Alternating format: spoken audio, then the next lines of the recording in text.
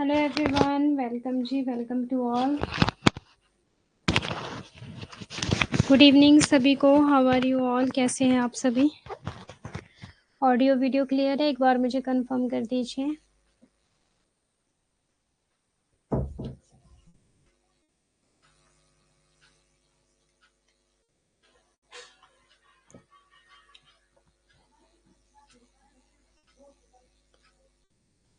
Shraddha ji, good evening.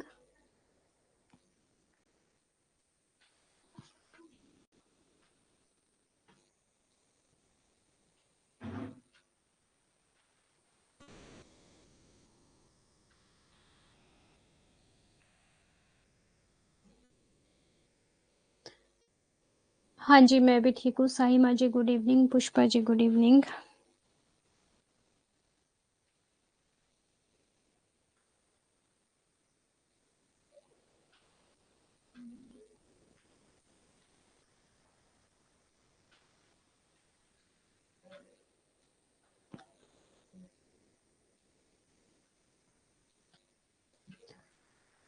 Okay, सो कल सबको clear है टॉपिक हाइपोथेसिस टेस्टिंग? किसी का कोई भी डाउट हाइपोथेसिस टेस्टिंग से रिलेटेड? 7:05 पे हम क्लास एग्जैक्टली स्टार्ट करेंगे। तब तक अगर आपका किसी का कोई भी डाउट है तो आप लोग पूछ सकते हो।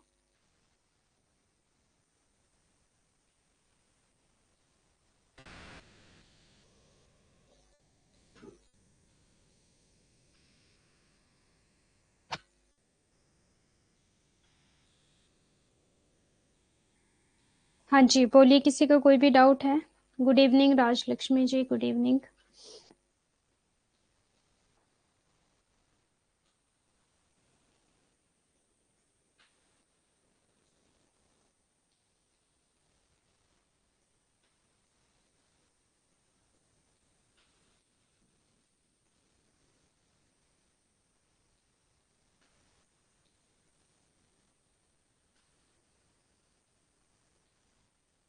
रिकॉर्डेड क्लास देख लेना श्रद्धा जी, रिपीट। अब आपको पता है रिसर्च एप्टीट्यूड में इतने दिन हो गए, आज आपको इम्पोर्टेंट टॉपिक करवाने हैं मुझे। रिकॉर्डेड क्लास देख लेना एक बार। तब तक मुझे बता दो जिन्होंने कल मेरी क्लास लगाई थी, लेवल ऑफ सिग्निफिकेंस की क्या वैल्यू है?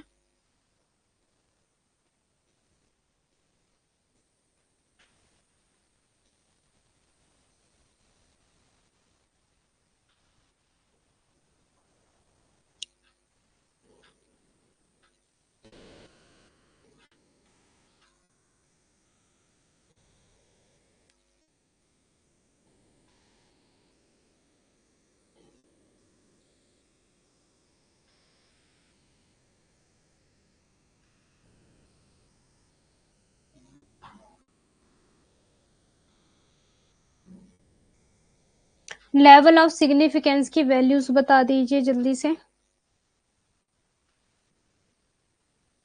और ये भी बता दो कि what is the meaning of level of significance and what is the meaning of level of confidence and what is the meaning of power of test.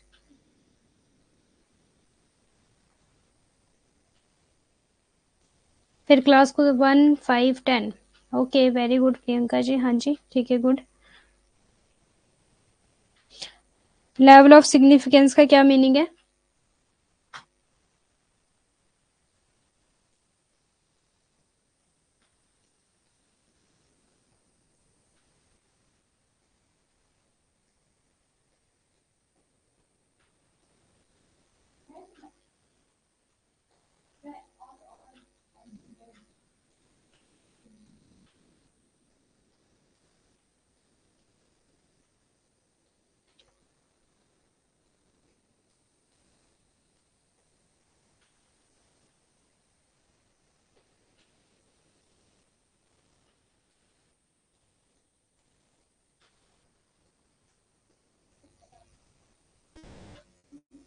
हाँ, H0 क्या है?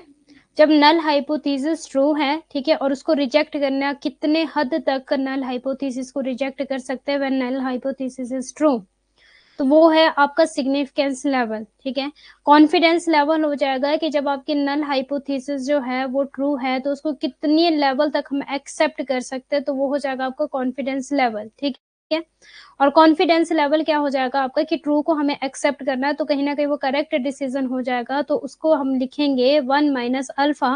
लेवल ऑफ सिग्निफिकेंस को हम ओनली लिखेंगे alpha, और power of beta क्या हो जाएगा आपका कि जो आपकी नल हाइपोथेसिस फॉल्स है, ठीक है, उसको हमें फॉल्स करना है, फॉल्स को हमें क्या करना है, रिजेक्ट करना है, तो वो क्या हो जाएगा पावर ऑफ टेस्ट, और उसको हम लिखेंगे 1 माइनस बीटा। ठीक है, तो बीटा कैसा बनता था हमारा, टाइप 2 एरर का बनता था बीटा, कि जो हमारी नल हाइपोथेसिस है वो फॉल्स है, लेकिन उसको एक्सेप्ट कर लिया तो वो बन जाता था टाइप 2 एरर। तो टाइप 1 एरर और टाइप 2 एरर से ही निकल कर आता है आपका level of significance, confidence level और आपका पावर ऑफ बीटा। हाँ जी, वेरी गुड। बस ये था आपका जो मैंने कल आपको करवाया था। अब एग्जाम में अगर यहाँ से क्वेश्चन आएगा तो कर लोगे क्या? हाँ जी, कर लोगे question? Himanshi ji good evening, Anu ji good evening, Mamta ji we want JRF in June 2024, Dinesh ji good evening. Okay, so करें फिर आज की आपकी क्लास स्टार्ट। आज आपको इम्पोर्टेंट टॉपिक करवाने वाली हूँ, बहुत बार एग्जाम में क्वेश्चन पूछे जाते हैं इन टॉपिक से, ठीक है। पीर रिव्यू, क्या पीर रिव्यू, क्या आपने कभी रिसर्च की है किसी ने?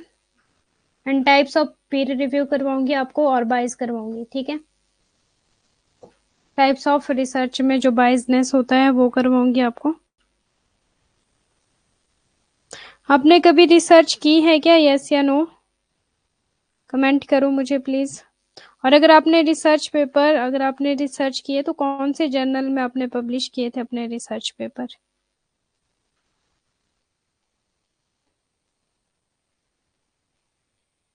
अपने रिसर्च पेपर किसी ने भी नहीं किया अभी तक रिसर्च?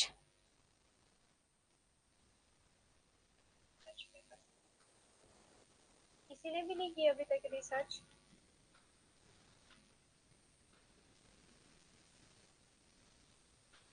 आपका आंसर क्या है प्रियंका? क्वेश्चन क्या है आपका प्रियंका जी? एक मिनट, मुझे यहाँ चेक करना पड़ेगा आपका क्वेश्चन, क्योंकि फोन में तो अभी शो नहीं हो रहा। आज भी हम बिल्कुल छोटा सा टॉपिक करने वाला, और आज आपका रिसर्च एप्टीट्यूड कंप्लीट हो जाएगा। Today is there last class in research aptitude. Ma'am YouTube publication की एक पीवाईक्यू की बुक है, वो कैसे हो गए? अच्छा, यूथ पब्लिकेशन की एक पीवाईक्यू बुक है। यूथ पब्लिकेशन मुझे नहीं पता किस चीज की बात कर रहे हो आप। पावर ऑफ टेस्ट में, अच्छा पावर ऑफ टेस्ट जी में एक हो गया या दोनों में? पावर ऑफ टेस्ट जी में क्या है अभी, ये 1 में होगा या दोनों में है? क्या समझ नहीं आया मुझे आपका क्वेश्चन, क्या बोल रहे हो आप?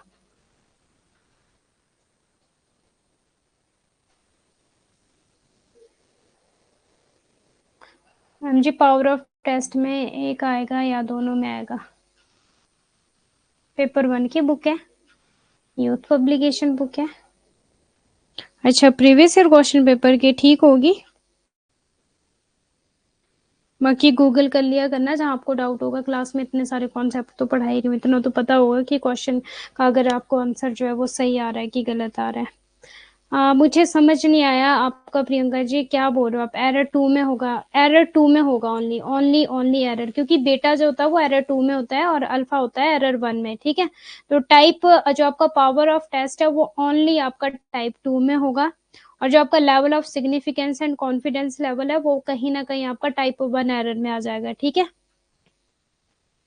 पावर ऑफ बीटा आपका टाइप 2 एरर में आएगा, क्योंकि टाइप 2 एरर क्या होता था हमारा, बीटा डिनोट करते हैं हम टाइप 2 एरर को, ठीक है। और जब हम करेक्ट डिसीजन ले लेंगे तो वो पावर ऑफ बीटा हो जाएगा 1 माइनस बीटा हो जाएगा, ठीक है। ओके जी, ओके। सो करें अभी स्टार्ट। पीवाई क्योंकि कोई बुक लेना जरूरी है क्या? डेफिनेटली आस्था जी।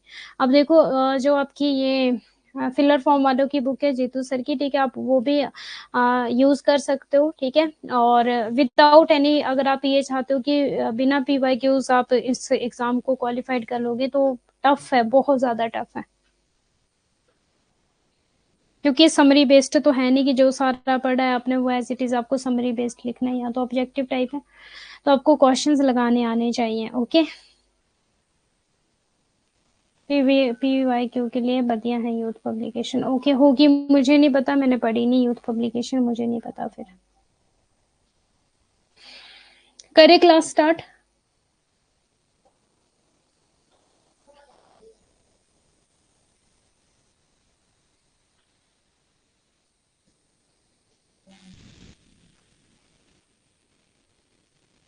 हाँ, एक्सेप्ट वाले में होगा। मैंने बोला था ममता जी कि पावर ऑफ टेस्ट क्या हो जाता है। देखो टाइप 2 एरर क्या है आपका, बताना मुझे। टाइप 2 एरर क्या है? यहाँ से एग्जाम में क्वेश्चन पूछे जाते हैं। टाइप 2 एरर कब होता है? एरर होती है आपकी त्रुटि। कब होता है टाइप 2 एरर? जबकि नल हाइपोथेसिस है वो फॉल्स थी, ठीक है, लेकिन आपने गलत को एक्सेप्ट कर लिया तो होता है टाइप 2 एरर। टाइप 1 एरर कब आता है? जब आपकी नल हाइपोथेसिस ट्रू थी और आपने ट्रू को रिजेक्ट कर दिया तो आ जाता है आपका टाइप 1 एरर।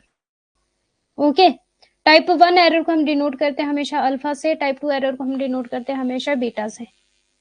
अब जो आपकी नल हाइपोथेसिस जो फॉल्स थी, फॉल्स को आपने एक्सेप्ट ना कर करके रिजेक्ट कर दिया तो वो बन गया हमारा 1 माइनस बीटा, जिसको हम बोलते हैं पावर ऑफ टेस्ट, मीन्स गलत को गलत बोल दिया।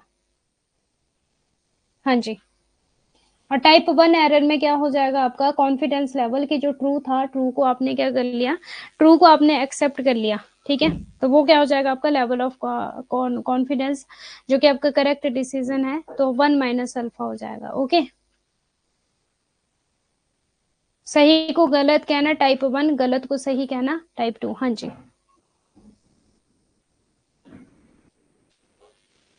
हाँ जी, वेरी गुड आस्था जी। हाँ exactly, type 1 alpha, type 2 beta. और अगर हमने करेक्ट डिसीजन ले लिया टाइप 1 एरर में तो वो लेवल ऑफ कॉन्फिडेंस है, और अगर हमने टाइप 2 एरर में सही डिसीजन ले लिया तो फिर वो आपको पावर ऑफ टेस्ट है।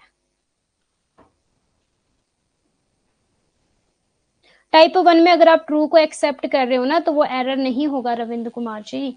फिर त्रुटि क्यों आएगी? अगर आप ट्रू को एक्सेप्ट कर रहे हो, आप सही को सही बोल रहे हो, तो त्रुटि क्यों आएगी? टाइप 1 एरर तब होगा जब आप ट्रू को रिजेक्ट कर रहे हो। Level of confidence and level of significance is different. Power of test is different, but level of significance and level of confidence is related to type 1 error. Power of test is related to type 2 error. Okay, okay जी, करें अब class को start. 7:14 हो गया, मुझे आपको काफी topic करवाना है आज। ओके, मैं बात कर रही थी पीर रिव्यू की। Let's start. We want JRF in June 2024। Peer review क्या होता है कि जब हम अपने रिसर्च पेपर पब्लिश करते हैं तो ठीक है, उनको जो एक्सपर्ट्स होते हैं जर्नल में, ठीक है, हमें अगर रिसर्च पेपर, तो वो उनको चेक करते हैं। पीर रिव्यू होता क्यों है? ताकि जर्नल में ऐसा ना हो कि कोई भी एरर वगैरह आकर जो अपने रिसर्च पेपर पब्लिश कर दें, ठीक है। पीर रिव्यू होता है कि जो आपके जर्नल्स की ब्रांड है उसको बढ़ाने के लिए, क्वालिटी को मेंटेन करने के लिए, ठीक है, इसलिए होता है आपका पीर रिव्यू कि भाई चेक किया जाए वैलिडिटी, क्वालिटी, ठीक है, ओरिजिनलिटी, आर्टिकल फॉर पब्लिकेशन, इसलिए होते हैं आपके पीर रिव्यू। जो आपके जर्नल्स में जब आप रिसर्च पेपर पब्लिश करोगे तो वहां पे जो एक्सपर्ट्स बैठे वो चेक करते हैं कि जो आपकी रिसर्च पेपर है, ठीक है, वो पब्लिश करने लायक है भी है कि नहीं है, तो पहले वो जर्नल में चेक होती है।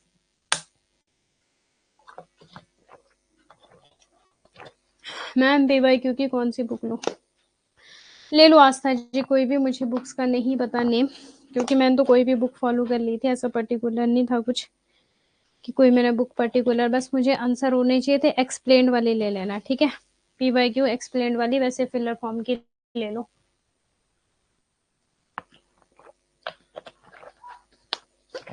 फिलर फॉर्म की बुक है जीतू सर की, वो ले लो, मैंने चेक किया, अच्छी बुक है, ले लो वो भी। ओके, इतना पता लग गया कि पीर रिव्यू क्या है आपका, कि जब आपने रिसर्च पेपर जो होते हैं ना हमारे, हमें जर्नल्स में डालने होते हैं, ठीक है, सबसे पहले, उसके बाद ये पब्लिश होते हैं आगे।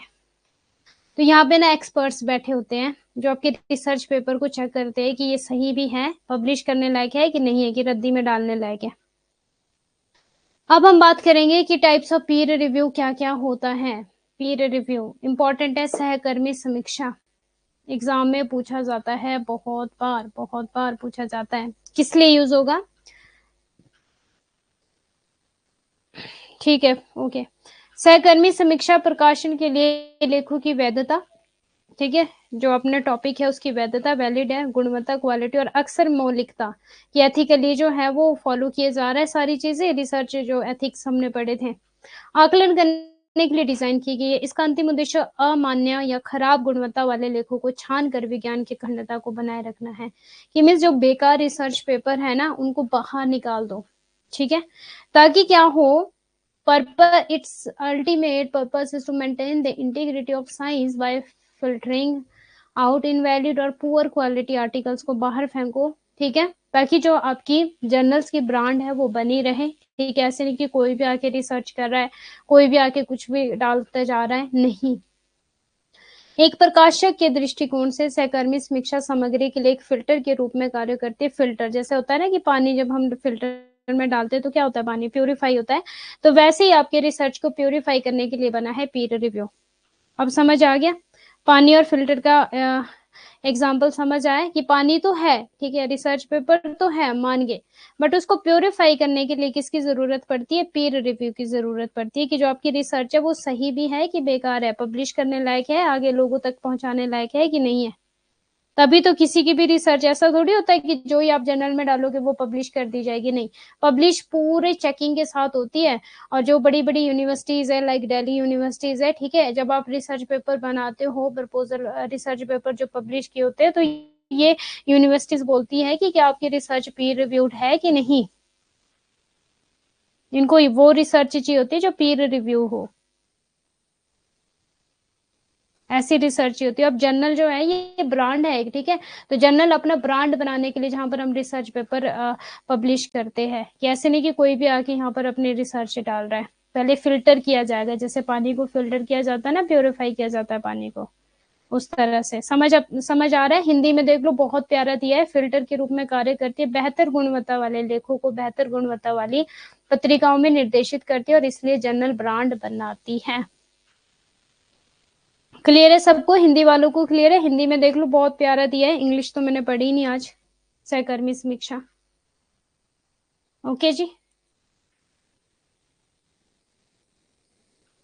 चले फिर नेक्स्ट। हाँ ना, कुछ तो बोल दिया करो, थम्स अप कुछ तो बोलो, अब मुझे क्या पता, फिर मैं पढ़ाती रहूंगी, जल्दी बोल दो। इतना क्लियर है, मुझे टाइप्स ऑफ पीयर रिव्यू करवाना है आपको, जो कि इंग्लिश में है, पहले बता दूं, हिंदी वालों को लगने वाला है झटका।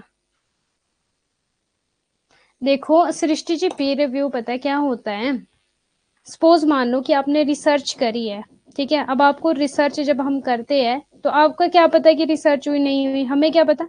एक जर्नल है, साइट है एक, ठीक है, वहां पर क्या करते हैं हम, रिसर्च पेपर डालते हैं, ओके, वहां पे कुछ एक्सपर्ट्स बैठे होते हैं जो आपकी रिसर्च को चेक करेंगे कि भाई ये जो रिसर्च इसने यहाँ पे हमें दी है, क्या ये आगे पब्लिश करने लायक है, क्या ये सोसाइटी में ले जाने लायक है, ठीक है, क्या हम इसको पब्लिश कर दे, क्या लोगों तक ये रिसर्च पहुंचे। तो वहां पे जो एक्सपर्ट बैठे होंगे वो सबसे पहले आपकी रिसर्च चेक करेंगे कि ये ठीक भी है कि नहीं है, ठीक है, वो उटपटांग कूड़ा थोड़ी डाल देंगे। ओके, अगर सही होगी तो वो ठीक है, वो पब्लिश कर देंगे, नहीं सही होगी तो वो बोलेंगे कि नहीं, आपकी रिसर्च पेपर जो है वो पब्लिश नहीं हो सकता। और जो बड़ी बड़ी यूनिवर्सिटीज होती है वो क्या कहती है कि आपके रिसर्च पेपर तभी एक्सेप्टेबल होगी अगर वो पीर रिव्यूड होगी, अदरवाइज नहीं होंगे। कुछ जर्नल्स ऐसे हैं जो विदाउट एनी पीर रिव्यू पब्लिश कर देती है, बट कुछ जर्नल्स ऐसे हैं जो बोलती है कि नहीं, पीर रिव्यू होना जरूरी है ताकि जर्नल्स का ब्रांड बना रहे, हर एक चाहे कि मुझे इसी जर्नल में अपनी रिसर्च जो है वो पब्लिश करनी है। हाँ जी, समझ आ गया। अब टाइप्स ऑफ पीर रिव्यू, अब इंपॉर्टेंट है, बहुत बार यहाँ से एग्जाम में क्वेश्चन पूछा जाता है, प्लीज ध्यान देना मेरी बात पे। ब्लाइंड सबको पता है, अंधा। सिंगल सबको पता है, अकेला। डबल पता है, दोनों। ट्रिपल पता है, तीन। ओपन पता है, खुला हुआ। पोस्ट पता है, आफ्टर। थर्ड पार्टी पता है, तीसरा बंदा। ट्रांसफेरेबल पीर रिव्यू पता है, जब हम एक जगह से दूसरी जगह ट्रांसफर करते हैं, ठीक है। तो यहाँ पे कुछ इंपॉर्टेंट पढ़ाने वाली हूँ जो एग्जाम में पूछा जाता है। जर्नल मीन्स होते हैं जहाँ पे हम अपनी रिसर्च पेपर पब्लिश करते हैं।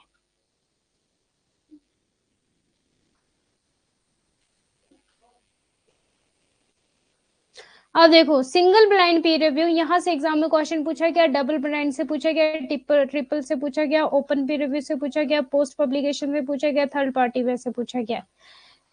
मीन्स यहाँ पे जो ये स्लाइड है वेरी वेरी इंपॉर्टेंट, अगर कर लिया तो 2 नंबर देकर जाएगी, अगर यहाँ से एक भी क्वेश्चन आ गया तो, और बहुत इजी तरह से यहाँ से क्वेश्चन पूछा जाएगा, ज्यादा घुमा फिरा के नहीं पूछा जाएगा। देखो, सिंगल ब्लाइंड पीर रिव्यू क्या है, the identity of the author is hidden from the reviewer who evaluate the work.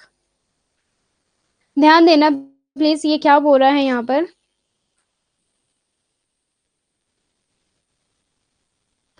जो जिसका रिसर्च पेपर है ना, सपोज मान लो मेरा रिसर्च पेपर है, ठीक है, मेरा रिसर्च पेपर है, जो मेरे रिसर्च पेपर को रिव्यू कर रहा है ना, ठीक है, उसे तो पता है कि मेरा रिसर्च पेपर है, लेकिन मुझे नहीं पता कि कौन मेरे रिसर्च पेपर को रिव्यू कर रहा है। बस इतनी सी बात है, हिंदी में लिख लो।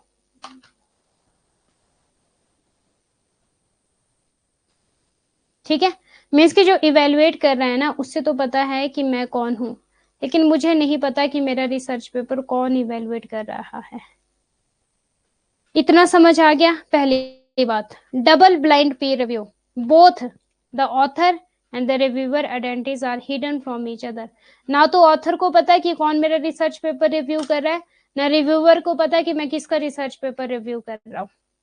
ये हो जाएगा double blind peer review.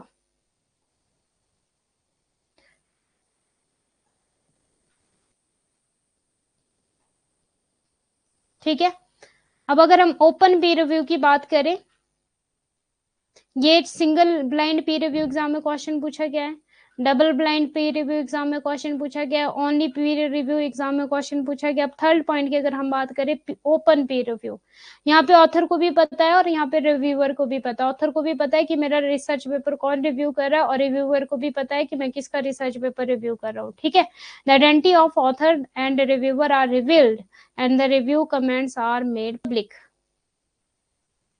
Post publication क्या हो जाएगा कि जब आपकी रिसर्च पेपर पब्लिश हो जाती है, फिर कमेंट नहीं आते हैं। ठीक है, कमेंट होते हैं कि आपका अच्छा था, बुरा था, क्या था, वो सारी चीजें पोस्ट पब्लिकेशन पीर रिव्यू हो जाएगा।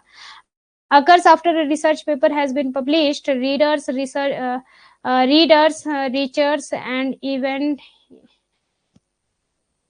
Provide feedback. ठीक है, एक्सपर्ट जो होते हैं वो भी फीडबैक देंगे, रीडर्स भी फीडबैक देंगे। ठीक है, यहाँ से इस तरह के क्वेश्चन बनेंगे साइमा जी, जैसे आपसे पूछा जाएगा सिंगल पीर रिव्यू। ठीक है, और डेफिनेशन दी जा सकती है डबल ब्लाइंड पीर रिव्यू की। वहां पे बोला जाएगा both the author and the reviewer identity are hidden from each other, कि ना तो ऑथर को पता है, ना ही रिसर्चर को, ना ऑथर को पता, ना रिव्यूअर को पता है कि जिसका भी रिसर्च पेपर आपका रिव्यू किया जा रहा है।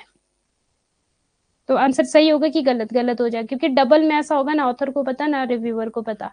सिंगल में ऑथर को पता नहीं है, लेकिन रिव्यूअर को पता है कि मैं किसका रिसर्च पेपर जो है वो रिव्यू कर रहा हूँ। डबल एंड ओपन में फर्क बहुत बड़ा है। डबल में दोनों को नहीं पता है कि हम किसका रिसर्च पेपर, फॉर एग्जांपल मैं हूँ, जैसे किसने पूछा है, प्रियंका। प्रियंका जी मान लो आप हो, आपने रिसर्च पेपर लिखा है, ठीक है, और अब आप उसको पब्लिश करना चाहते हो जर्नल में जाके।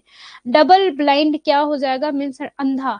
ठीक है, डबल ब्लाइंड क्या हो जाएगा कि ना तो आपको पता है कि आपका रिसर्च पेपर कौन रिव्यू कर रहा है, और ना रिव्यूअर को पता है कि वो प्रियंका का रिसर्च पेपर रिव्यू कर रहा है। ठीक है, डबल ब्लाइंड। और ओपन में क्या हो जाएगा, आपको भी पता है कि मेरा रिसर्च पेपर कौन रिव्यू कर रहा है, और मुझे भी पता है कि मैं किसका रिसर्च पेपर रिव्यू कर रही हूँ। फॉर एग्जाम्पल मैं रिव्यूअर हूँ, ठीक है, मैं रिव्यूअर हूँ और आपने रिसर्च पेपर लिखा है। सुनना प्लीज ध्यान से, मैं रिव्यूअर हूँ और आपने रिसर्च पेपर लिखा है। डबल ब्लाइंड में ना मुझे पता कि प्रियंका का रिसर्च पेपर है, ना प्रियंका को पता कि मैं आपका रिसर्च पेपर रिव्यू कर रही हूँ। Double blind. ओपन में मुझे पता है कि ये प्रियंका का रिसर्च पेपर है, और प्रियंका को भी पता है कि प्रियंका मैम ही मेरा रिव्यू कर रहे हैं रिसर्च पेपर। ठीक है, ये हो जाएगा ओपन पीर रिव्यू। अभी क्लियर है? डबल में दोनों को नहीं पता, सिंगल में सिर्फ एक को पता है, और ओपन में दोनों को पता है। पोस्ट पब्लिकेशन, जब आपका रिसर्च पेपर पब्लिश हो गया, उसके बाद जो आपको कमेंट मिल रहे हैं वो पोस्ट पब्लिकेशन हो गया। समझ गए? Okay, good. थर्ड पार्टी क्या हो जाएगा कि आप वहां पे एक्सपर्ट्स को ना देकर आप अपने दोस्त, अपने मित्र को दिखा रहे हो कि यार मेरा रिसर्च पेपर चेक कर, ठीक तो है ना, अपने कुलीग्स को बता रहे हो। ठीक है, जैसे कि मान लो आपने रिसर्च पेपर लिखा है, ठीक है, और कोई और है आपका दोस्त मित्र है जिसने बहुत सारे रिसर्च पेपर पब्लिश कर लिए जर्नल में। ठीक है, तो आप उसी से जाके पूछ रहे हो कि यार बताना मेरा रिसर्च पेपर ठीक है, मैं जर्नल में भेज दूं, इस तरह से ऐसे ऐसे करके।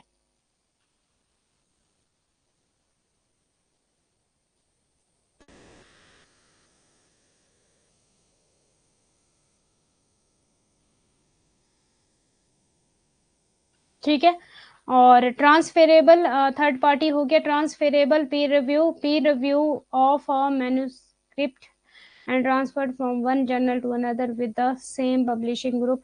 एक जर्नल से दूसरे जर्नल में सेम रिसर्च पेपर जो है वो ट्रांसफर कर देना, ठीक है, चेक करने के लिए कि ठीक है कि नहीं। मान लो एक जर्नल में आपने भेजा, उन्होंने चेक किया, फिर आपने दूसरे जर्नल में भेजा, उन्होंने चेक किया, तो ये ट्रांसफरेबल पीयर रिव्यू हो गया। ओके जी, क्लियर है।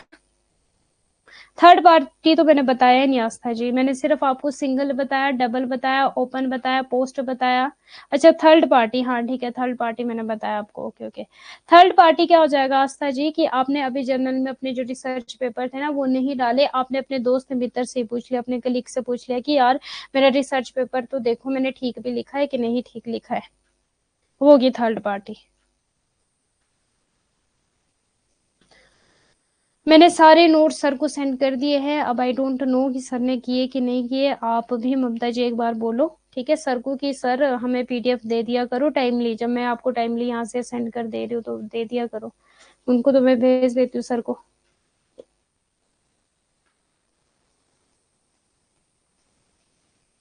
ठीक है चलो, ये लो। अब मुझे बताओ आपकी सिंगल ब्लाइंड पीयर रिव्यू क्या होता है, जल्दी से जल्दी।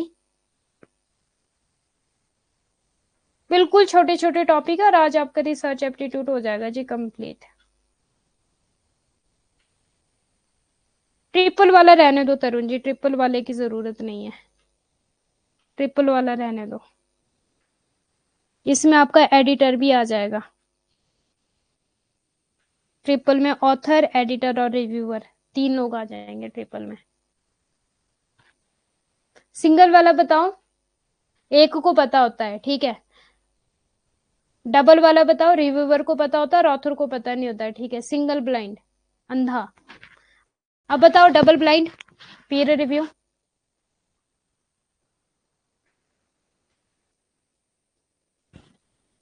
हाँ very good all of you. Double blind बताओ, जल्दी से बताओ, एग्जाम में मत भूलना। ऐसा ही क्वेश्चन आएगा एग्जैक्टली, दोनों को ही बतानी है ठीक है। ओपन पीयर रिव्यू बताओ, ओपन पीयर रिव्यू।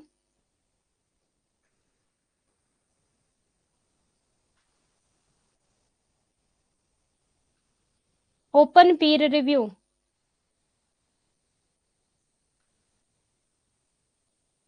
हाँ जी ठीक है वेरी गुड। सिंगल ब्लाइंड का भी पता लग गया, डबल का भी, दोनों को पता, दोनों को पता होता है, हाँ ठीक है। और आप बताओ मुझे थर्ड पार्टी पीयर रिव्यू। अपने दोस्त अपने क्लिक से रिसर्च पेपर बोलना कि चेक कर यार जरा ठीक है कि नहीं ठीक है। और ट्रांसफेरेबल क्या हो जाएगा कि एक जर्नल से दूसरे जर्नल में, कि पहले मैंने एक जर्नल में चेक करवाया फिर मैंने दूसरे जर्नल में भी जाके देखा कि हाँ यार सारे एक्सपर्ट बोल रहे हैं मुझे तो बड़ी अच्छी रिसर्च लिखी है, ये तो एक्सेप्टेबल है। हाँ ठीक है। तो दोस्त का नाम मैंने इसलिए लिया ताकि आपको याद रहे। अब देखो अब आप बोलोगे मैम हमारे दोस्त तो ऐसे जिन्होंने कभी रिसर्च नहीं की होगी, तो वो अलग बात है, बट मैंने दोस्त का नाम इसलिए लिया ताकि आपको थर्ड पार्टी में आप भूलो ना, क्योंकि अगर आप पीएचडी होल्डर होंगे तो ऑब्वियसली दोस्त भी तो आपके वैसे टाइप के ही होंगे। अब जैसे कि मानो मेरा नेट जेआरएफ हुआ है तो मेरी जो फ्रेंड्स है, तीन फ्रेंड्स है मेरी, तीनों ही नेट जेआरएफ है। एक फ्रेंड तो अंगना मैम तो यहाँ पे ही है, +1 +2 से हम साथ पढ़े, मैं और अंगना मैम, जो आपको पेपर 1 पढ़ाते हैं, अंगना मैम मैथ्स पढ़ाते हैं, तो वो पेपर 1 से हम साथ पेपर 1 से +2 से हम साथ पढ़े, +2 हमारे साथ हुआ है, कॉलेज हमारी साथ हुई है और मास्टर्स हमारी एक साथ हुई है। बट मैंने स्कूल में कभी उनसे बात नहीं की क्योंकि बहुत सारी गर्ल्स होती थी तो कभी टाइम नहीं लगा, हेलो हाय तक नहीं की स्कूल में। बस इतना पता था कि हाँ ये लड़की मेरी क्लास में है। कॉलेज में भी मैंने उनसे कभी बात नहीं की, मैंने मास्टर्स में जाके उनसे बात की, क्योंकि मास्टर्स में हम बहुत कम थे, मैंने प्राइवेट की है मास्टर, आई शेड्यूल से किया, तो आई शेड्यूल में सिर्फ हम 3-4 लड़कियां थी। हाँ पोस्ट पब्लिकेशन में रिसर्च के बाद फीडबैक, रिसर्च के बाद फीडबैक पता है कैसे मिलता है पोस्ट पब्लिकेशन में, कि जो आपकी रिसर्च है ना वो पब्लिश कर दी जाती है, फिर जो कमेंट आते हैं ना, ठीक है, रिसर्चर कमेंट कर रहे, डिफरेंट डिफरेंट रिसर्चर फीडबैक दे रहे, वो हो जाएगा पोस्ट पब्लिकेशन। तभी नाम है पोस्ट पब्लिकेशन की, पब्लिश हो गई रिसर्च, उसके बाद जो कमेंट आते हैं वो भी रिव्यू होता है। और जो आपके हिंदी के हैं सरोज मैम, उन्हें भी मैं जानती हूँ 2014 से लेकर, वो भी मेरे अच्छे फ्रेंड है। मीन्स मेरे ऑलमोस्ट जो फ्रेंड है वो सारे नेट जेआरएफ इसी तरह से।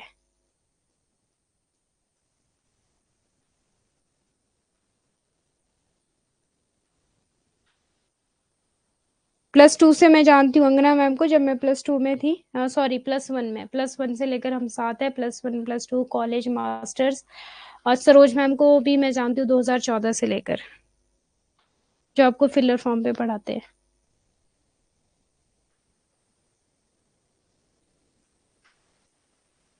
ओके, इतना क्लियर है तो ट्रांसपेरेंट और ओपन करवाने की जरूरत नहीं है मुझे, पढ़ लेना, ठीक है। और सिंगल ब्लाइंड पीर रिव्यू भी करवाने की जरूरत नहीं है, मैं केवल समीक्षक गुमनाम होते हैं। Only the reviewer know the author's name background but authors don't know those of the reviewer, ठीक है, ये मैंने बता दिया। सिंगल ब्लाइंड पीर रिव्यू में केवल समीक्षक गुमनाम होते हैं, समीक्षक लेखकों के नाम और पृष्ठभूमि जानते हैं, लेकिन लेखक उन समीक्षकों के बारे में नहीं जानते। डबल ब्लाइंड पीर रिव्यू में, अब यहाँ पे आ गया डबल ब्लाइंड, ठीक है, ये भी इंपॉर्टेंट है हिंदी वालों के लिए, चलो हिंदी में मिल गया। डबल ब्लाइंड पीर रिव्यू में लेखक और समीक्षक दोनों अपनी गुमनामी बनाए रखते हैं, केवल संपादक ही शामिल सभी पक्षों की पहचान करते हैं। पीर रिव्यू हो गया, ठीक है। चलो ओपन वाला भी बता देती हूँ हिंदी वालों के लिए, पारदर्शी या खुला। ओपन पीर रिव्यू प्रोसेस के हिस्से के रूप में लेखकों के साथ साथ समीक्षकों के लिए समीक्षकों की पहचान का खुलासा करता है।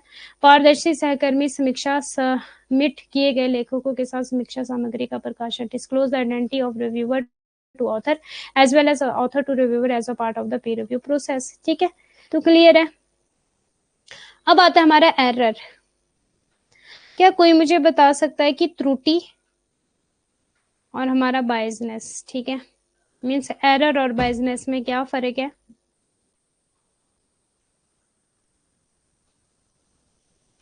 हाँ जी, एरर और बायसनेस में क्या फर्क है, कोई बता सकता है? ट्रिपल में क्या हो जाएगा आस्था जी, जो ट्रिपल पीर रिव्यू है वहां ना ऑथर को पता, ठीक है, ट्रिपल ब्लाइंड वाला था ना मे भी आपका वो, हाँ, ना ऑथर को पता, ना एडिटर को पता, ना ही आपका रिव्यूअर को पता, ठीक है।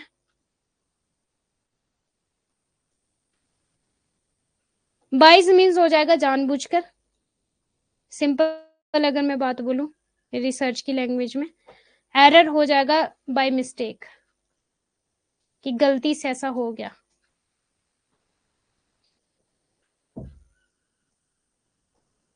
ठीक है।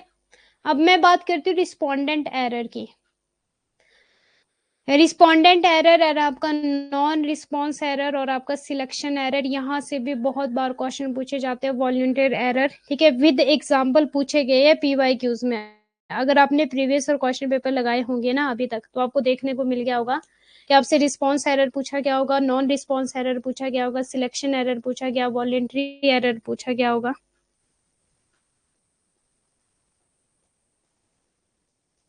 अब देखो, उत्तरदाता त्रुटि सर्वेक्षण के refers to any error introduce into the survey result due to respondent providing untrue और इनकरेक्ट इन्फॉर्मेशन। क्या हुआ, मान लो आप रिसर्च कर रहे हो, ठीक है, और आपने अपनी क्वेश्चनरीज बनाई, क्वेश्चनरीज में आपको पता है जो आपका रिसर्च टॉपिक होता है उसके रिगार्डिंग आप लोगों से जाकर के क्वेश्चन पूछते हो। अब लोगों के पास गए, आपने लोगों से क्वेश्चन पूछा और उन्होंने आपको पता है कैसे आंसर दिए, इनकरेक्ट, कैसे क्वेश्चन दिए, इनकरेक्ट आंसर दिया आपको और गलत आंसर दिया आपको, तो वो क्या हो गया, रिस्पोंडेंट एरर। मीन्स आपकी तो कोई गलती नहीं थी, बट जो रिस्पॉन्स देने वाले थे उनकी गलती है कि उन्होंने आपको गलत आंसर दे दिया, ठीक है। सर्वेक्षण के परिणामों में उत्तरदाता द्वारा असत्य और गलत जानकारी प्रदान करने के कारण पेश की गई किसी भी त्रुटि को संदर्भित करते, तो आपके रिसर्च में ये प्रॉब्लम नहीं हो जाएगी। आपका रिसर्च का जो टॉपिक है वहां पे तो प्रॉब्लम हो जाएगी, अगर आप जिस पे मान लो कि आप रिसर्च कर रहे हो गुटखा खैनी पे, ठीक है, गुटखा खैनी, हाँ ऐसा ही बोलते हैं उसको, ठीक है, गुटखा खैनी पे आप रिसर्च कर रहे हो, आप जाते हो और जो लोग गुटखा खैनी खाते हो ना, आप उनसे उनसे पूछते हो कि गुटखा खैनी खाने के क्या नुकसान है, तो वो खाते हो, वो फिर भी आपको बोलते हैं नहीं नहीं हम तो नहीं खाते, और आपको गलत गलत आंसर दे देते हैं कि कोई भी नुकसान नहीं है, या जो भी आपने समझना है। या फिर मान लो कोई कंपनी है जो गुटखा खैनी बनाती है, तो वो कभी भी अपनी कंपनी के अगेंस्ट थोड़ी बोलेगी कि मेरी कंपनी गलत है, वो तो बोलेगी मेरी कंपनी बिल्कुल सही है, कोई भी नुकसान नहीं है, खाओ मजे से, मजे करो। तंबाकू, हाँ एग्जैक्टली संगीता जी। गुटखा खैनी मीन्स आपका तंबाकू, ठीक है। तो जो तंबाकू बनाती होगी, आप जाकर वहां पे, मान लो आपका रिसर्च ही नशे पे, आप नशे पे रिसर्च कर रहे हो कि नशे का इम्पैक्ट जो है वो क्या यूथ पे पड़ रहा है, ठीक है।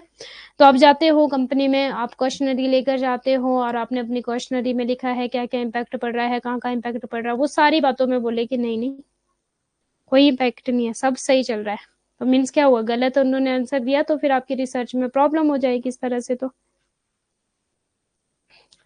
आ, सेलिहा, आप क्लास रिकॉर्डेड देख लेना। सही आंसर नहीं बताते, हाँ जी आस्था जी, वेरी गुड, रिस्पोंडेंट एरर सही है ये भी, ठीक है। निमोनिक आप लोगों के लिए इनकरेक्ट एंड आपका अनट्रू।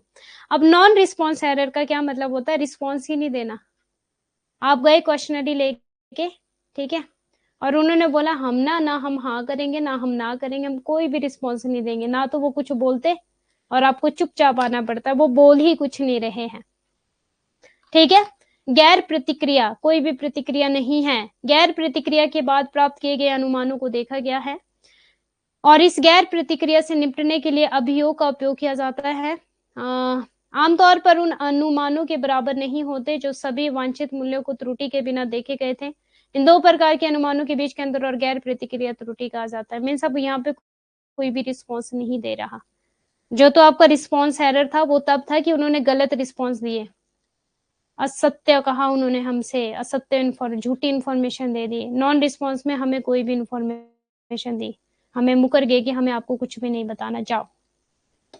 हम तंबाकू वाली कंपनी में गए, हमने बोला कि देखो जी हम रिसर्च कर रहे हैं इस टॉपिक पे, तो आप हमें कुछ बताओ, और वो बताना ही पड़ता है।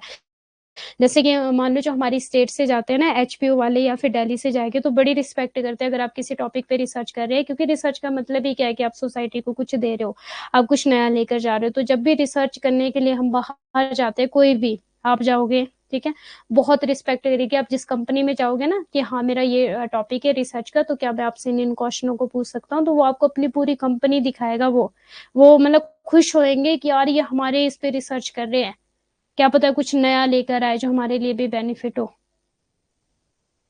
तो बड़ा आपकी वो रिस्पेक्ट करेंगे, ठीक है। तो यहाँ पे कुछ लोग होंगे ऐसे, वो बोलेंगे, मान लो अगर उनकी लाइफ उनकी प्रोडक्ट में कुछ घपला चल रहा होगा, वो बोलेंगे हम ना बताएंगे कुछ भी, ऐसा ना हो हम फंस जाए। वो बोलेंगे ना ना ना, जाओ जाओ, आप हमें नहीं बताना आपको कुछ भी। ओके, क्लियर है। नॉन रिस्पॉन्स वाला क्लियर है, कोई रिस्पॉन्स नहीं देंगे। रिस्पोंडेंट में मतलब रिस्पॉन्स तो दिया पर गलत इन्फॉर्मेशन दे दी हमें। हमें बोला कि तंबाकू से कोई भी नुकसान नहीं होता है, हमें बना दिया बेवकूफ।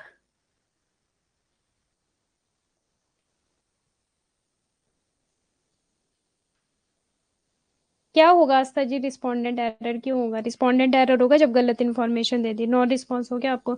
अब जैसे कि कई बार क्लास में आप लोगों का नॉन रिस्पॉन्स रहता है, मैं पूछती हूँ समझ आ रहा है नहीं आ रहा है, मैं बोलती हूँ यस नो कुछ तो बोल दो, कोई रिप्लाई नहीं आता, तो वो नॉन रिस्पॉन्स है। मुझे क्या पता आपको समझ आया कि नहीं आया।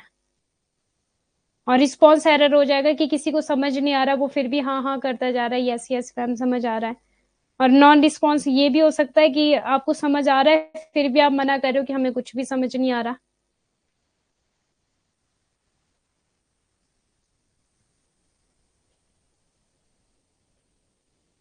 हाँ जी, तो वो जेल में जब आप कैदी से पूछते हो, वो कोई भी आंसर नहीं देते। संगीता जी बता रहे हो। ओके, अब देखो सेल्फ सिलेक्शन बाइस क्या हो जाएगा, इसको वॉलेटरी बाइस भी बोला जाता है, एग्जाम में पूछा जाता है। refers to the bias that can occur when individuals are allowed to choose whether they want to participate in a research study. Self selection का क्या मतलब हो जाएगा, मेरी मर्जी है, क्या है, मेरी मर्जी है कि मैं रिसर्च में पार्टिसिपेट करूं या ना, मेरी मर्जी, ठीक है। अब मान लो मैं रिसर्च कर रही हूँ, कॉमर्स का कोई टॉपिक है, ठीक है, एचआर है सपोज, ठीक है, ह्यूमन रिसोर्स पे मान लो मैं रिसर्च कर रही हूँ। अब क्या हुआ कि जो तो इंटरेस्टेड होंगे और जिनको नॉलेज होगी वो तो पार्टिसिपेट करेंगे, और जो इंटरेस्टेड नहीं होंगे, मान लो संस्कृत के स्टूडेंट है, एजुकेशन के है, ठीक है, अब इनको क्या लेना देना, हिंदी के है, इनको क्या लेना देना कॉमर्स से, ये बोलेंगे हम नहीं इंटरेस्टेड। मतलब कि रिस्पोंडेंट की, जो रिस्पॉन्स देने वाले हैं, उनकी अपनी मर्जी है, वो पार्टिसिपेट कर भी सकते और पार्टिसिपेट नहीं भी कर सकते। इसको बोलते हैं सेल्फ सिलेक्शन बायस। वॉलेंट्री बाइज, ये पार्टिसिपेट कर भी सकते हो नहीं भी कर सकते, फुली छूट है इनको, उनको पूरा कंट्रोल है, मजे हैं मतलब इनके।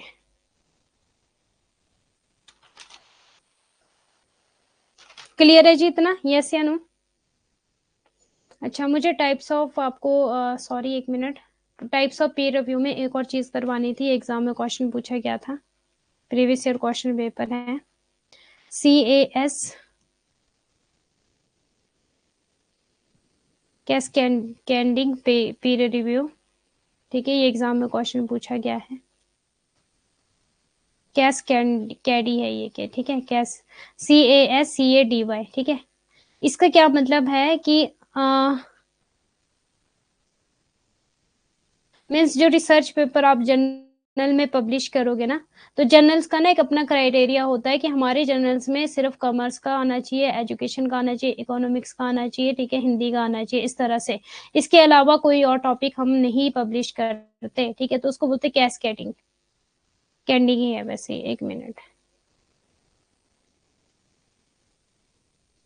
कैस्केडिंग पीयर रिव्यू, ठीक है, कि मीन्स जो हमारे लिए जो जो मान लो ये इस तरह का जर्नल है कि यहाँ पे सिर्फ कॉमर्स, इकोनॉमिक्स, हिंदी और आपके एजुकेशन के रिसर्च पेपर आते हैं और वही पब्लिक है यहाँ पे, ठीक है, वही पब्लिक है यहाँ पर, तो कैस्केडिंग का मतलब हो जाएगा पीयर रिव्यू का मतलब कि वही रिसर्च पेपर हो यहाँ पे, इसके अलावा ना हो, कोई संस्कृत का है तो उसके लिए दूसरा जर्नल होगा, ठीक है, कैस्केडिंग ये लिख लेना, एग्जाम में पूछा गया, कैस्केडिंग, कैस्केडिंग, कैंडिंग नहीं है, स्पेलिंग स्पेलिंग स्पेलिंग, क्या स्पेलिंग थी इसकी, पर इसी तरह थी, कैस्केडिंग, कैस्केडिंग पीयर रिव्यू, ये एग्जैक्टली जहां तक मुझे लग रहा है, चेक कर लेना एक बार, ये एग्जाम में क्वेश्चन पूछा गया था।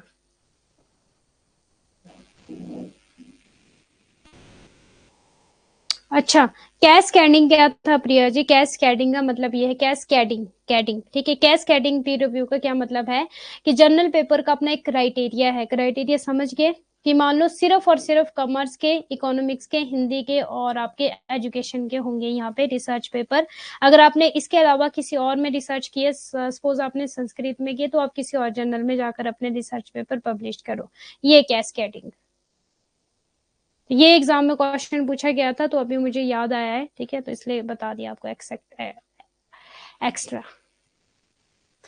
अब हम बात करते हैं रिस्पॉन्स जो बायस होते हैं ना, ठीक है, अब रिस्पॉन्स बायस हमारे डिफरेंट डिफरेंट टाइप के होते हैं कि जो हमें रिस्पॉन्स दे रहा है, ठीक है, क्या रिस्पॉन्स है, एक तो अनट्रू है, ठीक है, इनकरेक्ट है, ये है। अब रिस्पॉन्स बायस के कुछ टाइप्स है जो एग्जाम में पूछे गए हैं, एग्जीक्यूलेंस बाइस, ठीक है, स्वीकृति पूर्वक रहा, जैसे कि मान लो मेरा दोस्त है यार, मैंने उसको हाँ हाँ हाँ ही कर सकता हूँ, मैंने अगर उसको मना कर दिया ना तो बुरा मान जाएगा, हर बात में बस yes yes yes yes yes, ठीक है, जैसे हम करते नहीं, मान लो आप किसी से बात कर रहे हो, वो कुछ नहीं बोलेगा, बस वो करता रहेगा, हम मैं तो हाँ भी नहीं बोल रही, मैं बोल रही हूँ ठीक है, इस तरह से कुछ भी बोल रहा है, बस आप कर रहे हो यस यस यस, तो वो स्वीकृति पूर्वक ग्रह हो जाएगा, ठीक है, कि उसको वो हो सकता है कि वो ये सोच रहा है यार मेरा फ्रेंड है, कहीं ये बुरा ना मान जाए, इसलिए मैं इसको हाँ हाँ हाँ हाँ कर देता हूँ, ओके, तो ये कौन सा आपका रिस्पॉन्स बायस हो जाएगा, अभी मैं डिफरेंट टाइप्स ऑफ रिस्पॉन्स बायस करवा रही हूँ, ठीक है, तो ये हो जाएगा आपका एक्सुलेंस बायस, ये एग्जाम में क्वेश्चन पूछा गया था, इसमें सिंपल जो निमोनिक है वो यस या नो है, या तो आप यहाँ हाँ करोगे या आप ना ना करोगे, ठीक है, बाइनरी, बाइनरी का मतलब ओनली 0 1 होता है अगर कंप्यूटर की लैंग्वेज में बोले, और अगर मैं यहाँ पर बताऊं तो 2 पॉसिबल आउटकम होंगे, बाइनरी ओनली 2 पॉसिबल आउटकम, ठीक है जी, yes to every question regardless of what they really think, this often occurs with surveys that include, अब मान लो यस कैसे हो जाएगा, फॉर एग्जाम्पल आप हो रिसर्च आप कर रहे हो, ठीक है, तंबाकू पे, और आप जाते हो और आपका दोस्त जो है वो तंबाकू की कंपनी में है, ठीक है, तो आप उससे जो भी पूछ रहे हो ना, बस वो हर बात में सोच रहा है यार मेरा फ्रेंड आया है, ठीक है, इसकी बेइज्जती भी नहीं कर सकता, बताना भी पड़ेगा, रिस्पॉन्स भी देना पड़ेगा, कंपनी वाले भी बैठे मेरे सिर के ऊपर, क्या ही करूं, तो वो आपको लेकर के वो हर बात में आपको बोल रहा हाँ हाँ हाँ हाँ हाँ, या फिर हर बात में ना ना ना ना ना, ठीक है, क्लियर है। अब आता है सोशल डिजायरेबिलिटी बायसनेस, यहाँ पे देखना बेस्ट एग्जांपल है जब हम समाज को लेकर चलते हैं, समाज का डर है, और मैं सही आंसर नहीं दूंगी। मुझसे जो भी रिसर्चर पूछ रहा है, ठीक है, मैं रिस्पोंडेंट हूँ, सपोज मुझे रिस्पॉन्स करना है, और आप हो रिसर्चर्स, तो मुझे समाज का डर है यार, समाज क्या सोचेगा मेरे बारे में, जो समाज की नजर में ठीक नहीं है चीजें। जैसे कि प्रतिक्रिया देने वालों की प्रवृत्ति उन्हें सामाजिक मानदंडों और अपेक्षाओं के अनुरूप लाने के लिए प्रतिक्रियाओं को विकृत करने की प्रवृत्ति है। उदाहरण के लिए जब उनकी पीने की आदतों के बारे में पूछा जाता है, अब मैं पीने की, हम ले रहे तंबाकू का एग्जाम्पल, ठीक है, अब मैं तंबाकू की आदतों के बारे में अगर मैं उनसे पूछूंगी, ठीक है, तो उदारदाता जो दैनिक आधार पर पीते हैं वैसे छुपाने के इच्छुक हो सकते हैं, इस डर से कि वे दूसरे या शोधकर्ता द्वारा नकारात्मक रूप से देखे जा सकते हैं। मतलब उनको शर्म आएगी कि यार अगर मानो मेरे पास रिसर्चर आ रहा है और वो पूछ रहा है मुझसे कि हाँ आप बताओ तंबाकू के क्या नुकसान है, क्या फायदे हैं, तो लोगों को ये डर से, और इवन देन मेरे डर से भी वो सोचेगा यार मेरी ना बेइज्जती हो जाएगी, क्योंकि आपको पता है जो नशेड़ी लोग होते हैं उनको, मतलब उनकी क्या इज्जत है फिर समाज में, थोड़ा उनको ऐसी नजर से देखा जाता है ना, यार ये तो नशे करते हैं। ओके, मतलब अच्छी नजर से नहीं देखा जाता, मतलब बहिष्कार किया जाता उनका एक तरह से। समझ पा रहे हो क्या मेरी बात को? अब देखो भले वो तंबाकू खाता होगा, उसके जो दांत हो गए, पता होता है ना जो तंबाकू खाते हैं उनके दांत नीले पीले होते हैं, वो रेड रेड से होते हैं, फिर भी वो आपके सामने बोलेगा नहीं हम नहीं खाते तंबाकू, तंबाकू तो बहुत बुरी चीज है। क्यों? क्योंकि उसे ये भी डर होगा कि आपकी नजर में क्या इज्जत रह जाएगी उसकी, और समाज की नजर में, क्योंकि समाज तो बहिष्कार करता है ऐसी चीजों को। जो नशे करता है मतलब उसकी फिर इज्जत नहीं होती ज्यादा समाज में, इस तरह से, ठीक है। तो ये सोशल डिजायरेबिलिटी बायसनेस है, इस वजह से क्या करेगा, गलत आंसर दे देगा। रिस्पॉन्स क्या आ जाएगा उसका, गलत रिस्पॉन्स आ जाएगा। रिस्पॉन्स बायस मीन्स असत्य और अनट्रू, इनकरेक्ट इंफॉर्मेशन देना रिसर्चर को। तो जब आप रिसर्च करोगे तब आप इन सारी चीजों का सामना करोगे। हाँ जी, क्लियर है इतना? चले अब नेक्स्ट।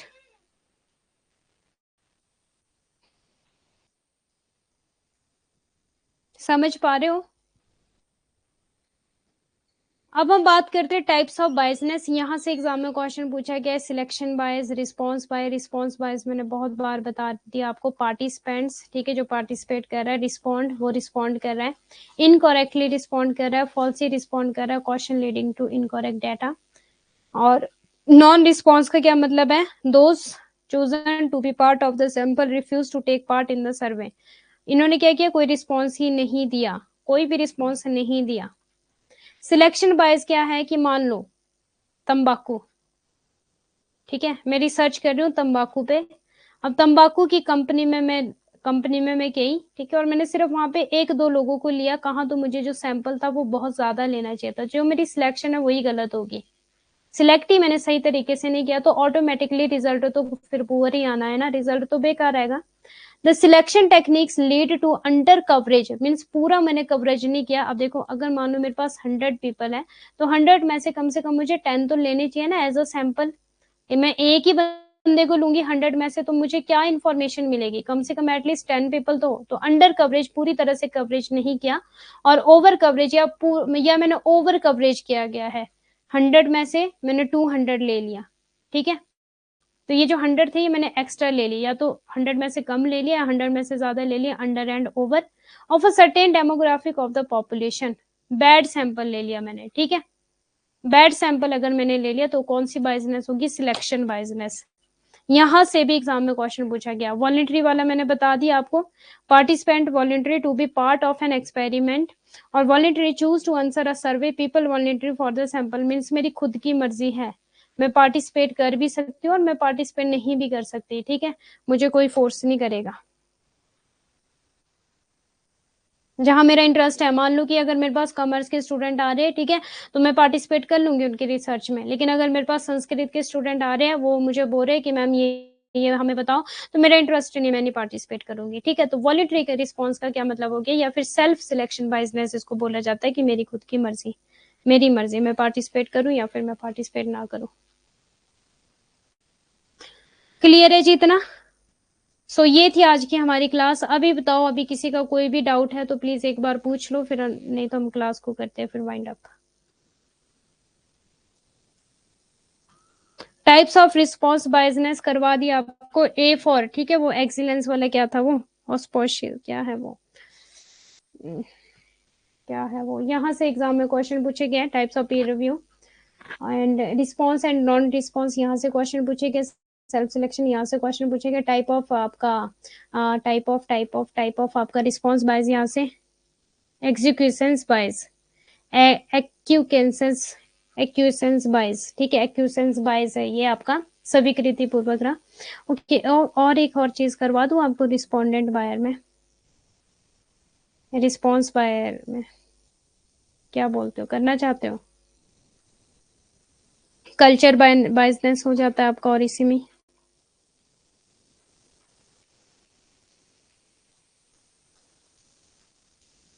ठीक है, हैबिचुअल हो जाता है। स्पॉन्सर बायसनेस,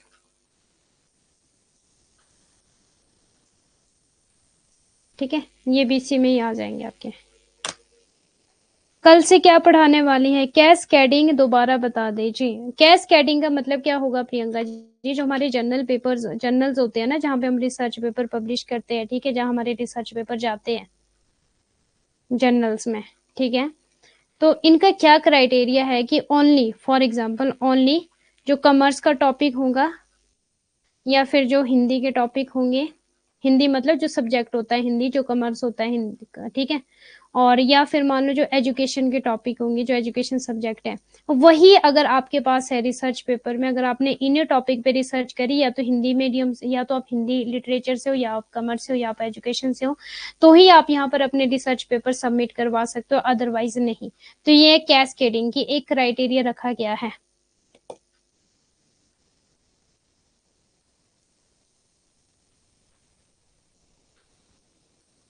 हाँ जी, कल से कम्युनिकेशन स्टार्ट करेंगे हम।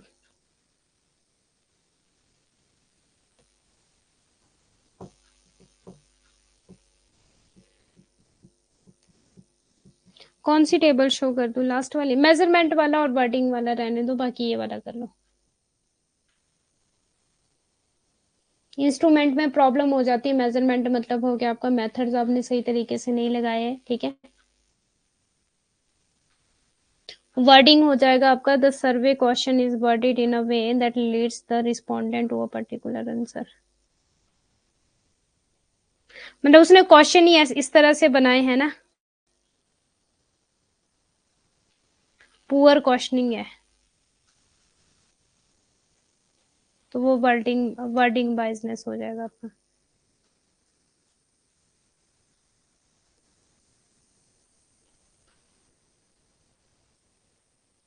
Okay, so thank you so much all of you, bye bye, take care. अब हम मिलते हैं कल, कल हम करेंगे आपका कम्युनिकेशन स्टार्ट, ठीक है, ठीक है, so thank you so much and bye bye, take care.